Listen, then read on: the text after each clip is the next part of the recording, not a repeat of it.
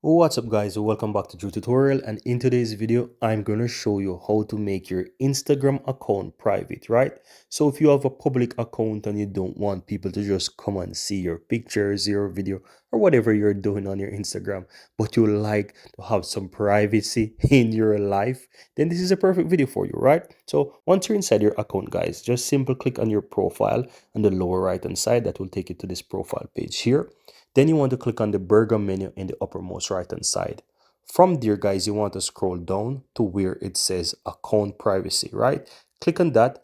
And by right, let me go back a bit. You will see that your account is public if you look right across from that account privacy settings, right? So that's definitely going to tell you that your account is public, right? Or private from there. So tap on that account privacy. And from here at the top, you will see private account. So all you have to do is just toggle that and you will get this pop-up that tells you, okay, if you're in a personal account, it will just put it private.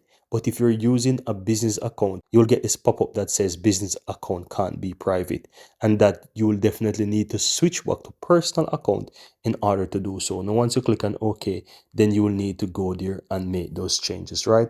And to switch back from your business account to a personal account is very easy. I'm going to show you how to do that as well. So what you want to do, just simply go all the way back to your home dashboard, and then you want to click on the professional dashboard. Now once you tap on the professional dashboard guys, you need to go ahead and click on the gear in the uppermost right hand side.